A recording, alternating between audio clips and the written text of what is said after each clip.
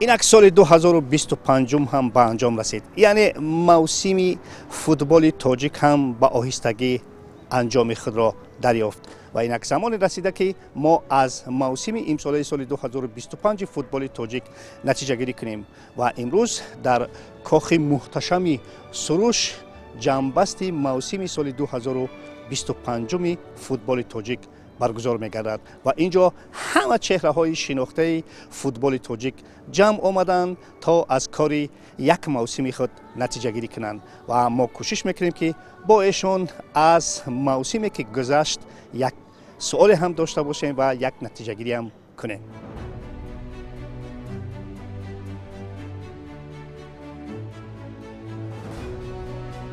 нахустин ҳамсӯҳбати мо сармураббии дастаи сардори шаҳри турсунзода. муборакатон бошад баромадан ба лигаи олӣ. ҳамакнун тасмимҳо чиҳоҳанд, зеро бархе аз сару садоҳое ҳастанд, ки шояд дастаи сардор дар лигаи олӣ баромад накунад. баромадани дастаи мо ҳам ин як навигарӣ дар футболи меҳан мебошад. албатта мо ҳам меҳнатҳои зиёде ки даста кард дар ҳамин таи 2 сол, албатта мо ният дорем, ки дар лигаи олӣ боқӣ монем. ҳамакнун барои дар лигаи олӣ баромад кардан албатта хело ҳайати пурқувват ва албатта шарту шароитҳои дигарро, ки худатон хело марди бо таҷриба ҳастед, медонед. ин шароитҳо дар сардор ҳамакнун таъмин хоҳанд шуд ё на? мо вохӯрӣ дорем бо роҳбарияти даста ва дар ҳамин вохӯрӣ тамоми ҳамин саволҳо албатта бале албатта барое ки дар лигаи олӣ баромад кардан, ин лига якум нест. як бозии хубро чӣ мекунад. албатта бояд бозигарони нав даъват шаванд, ва лекин он ҳайате ки даста ба лигаи олӣ баромад, мо и бачаҳоро ҳам аз даст намедиҳем. хуб, муваффақият барои шумо. анҷоми мавсими имсол ки барои шумо хеле бомуваффақона буд, муборак бошад. саломат бошед. ташаккур.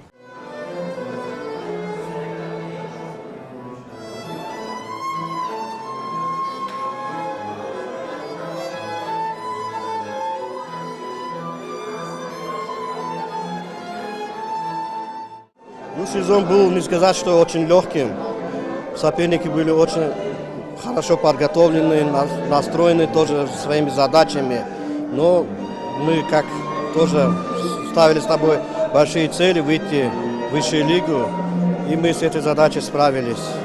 У Парвоза, конечно, есть опыт выступления в высшей лиге. Все-таки Парвоз готов к высшей лиге в следующем сезоне? Ну, на данный момент сейчас ведется работа, чтобы команда не просто попала в высшую лигу, а чтобы она там действительно давала бой сильным командам. Мы сейчас ведем полную работу и на трансферном рынке, и также на работу над стадионами и другими мелочами. Я думаю, что мы будем готовы в этом году.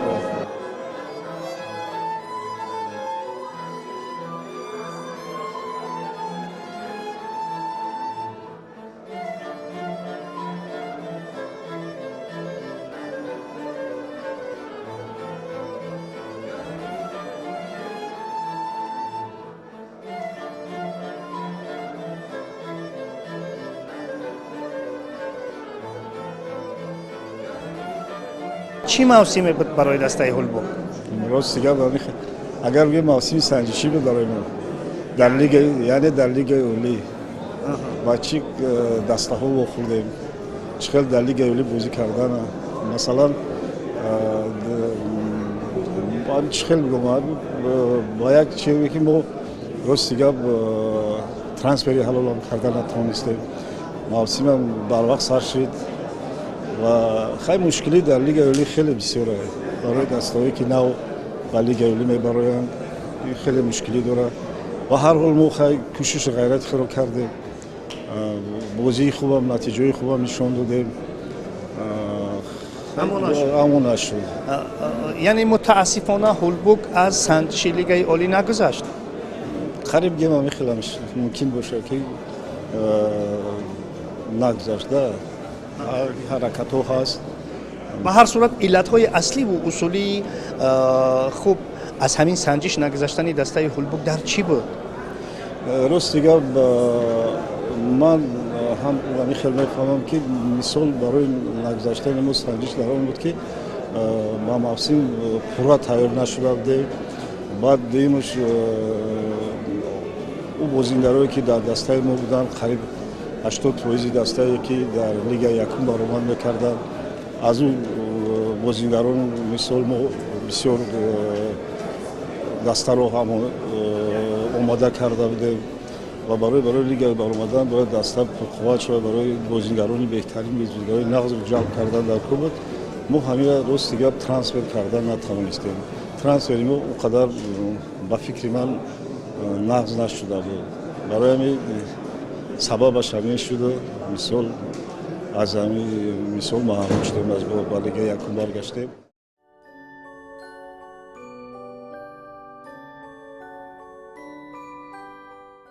чӣ мавсиме буд пушти сар шуд барои дастаи хуҷанд?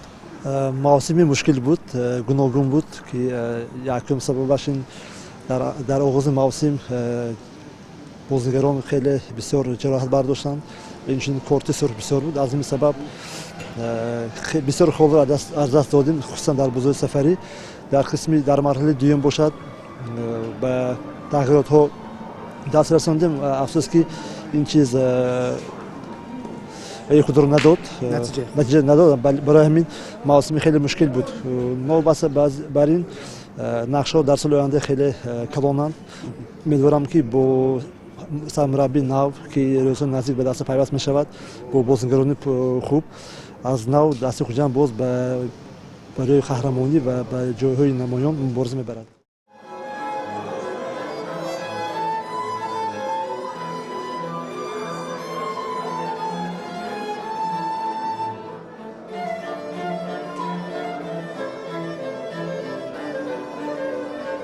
мавсиме ки пушти сар шуд барои футболи тоҷик чӣ буд? ман росте фақат як муқоиса кардан метавонам нисбати соли 24. нисбати соли 24 хело хубтар. Ман агар давод дошта бошад мо ҳам хеле суҳбат доштем ҳамон соли 24 вақти мавсими ҷоизаспорӣ дар вақти ҷоизаспорӣ ман гуфта будам ки соли 24 қадр соли хуб набуд барои мо. аммо ман гуфта метавонам ки соли 25 соли хубтар, барое ки ман рости зиёдтар аз бозии клуби футболи Истиқлол зиёдтар ман барои ман маъқул шуд ки бачаҳо бисёр хуб бозӣ карданд. хай маълум ки сармураббӣ хуб аст, бозигарони нағз ҷамъ шуда буданд. Федератсияи футболи Тоҷикистон бошад аз ҳисоби дастаҳо баромади хубам карданд. гуфтанд мумкин аст соли 25 нисбатан хубтар. аммо ман фикр дорам ки соли 26 ба мо мушкил хоҳад омад аз ҳисоби он ки мо дар мусобиқаҳои байналмилалӣ дар сатҳи клубҳо иштирок намекунем. Тимҳои миллӣ мо бошад дар мусобиқаҳои пешомада. Ман фикр дорам ба фикри ман агар сармураббии нав омада бояд кӯшиш кунад ки мо чехеле ки соли 23 мо дар ҷоми осиё бозӣ кардем, бисёр хуб бозӣ кардем, хел бо ҳамон шарафро бо баргардонад.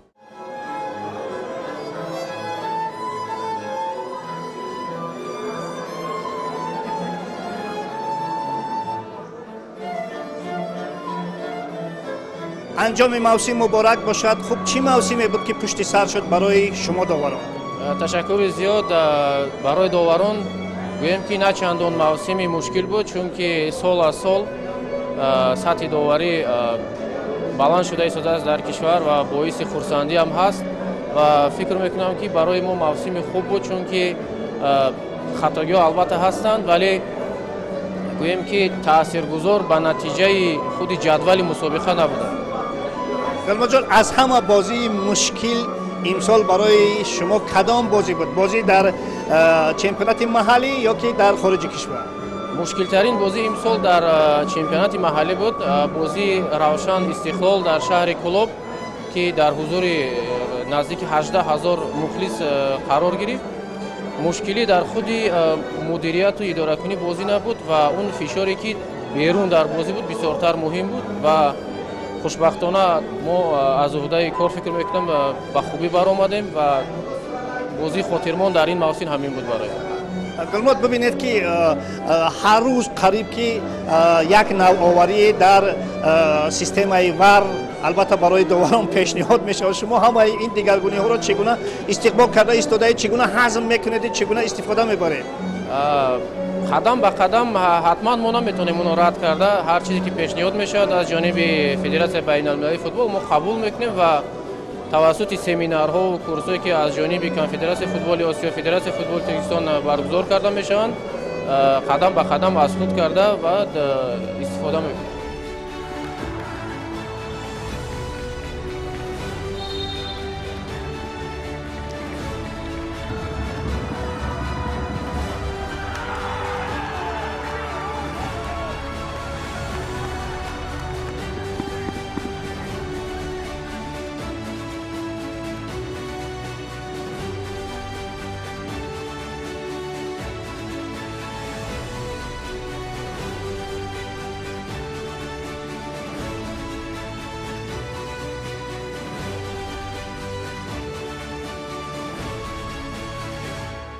استقلال یک دسته هست که اگر در عرصه بین المللی نتیجه خوب به دست نواری فکر میکنم نه اونقدر سالی پربارور بود، اما به همه کمبودی نگاه نکرده. شما درست قید کردید کمی نرسید به ما از حساب گل ها ما به مرحله دیگر راه نیافتیم، اما در حدود جمهوری باشد در فوتبال میهن باشد ما پیش صف بودیم.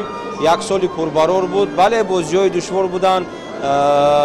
خوشحال هستم که استقلال بازی دشوار دارد، برای اینکه رقیبان هم دسته‌های پرقوت کرده ایستادند. فکر میکنم که چمپیونات ما همین قدر رقابت پذیر باشد، همین قدر فوتبال بازان بهترین پیدا میشن و دسته‌های ما باشگاه ما در عرصه بین المللی خوب برآمد میگه. در عموم فکر میکنم که سالی پربارور بود برای استقلال و فکر میکنم که همه بازیگرای استقلال بهترین بودن این سال.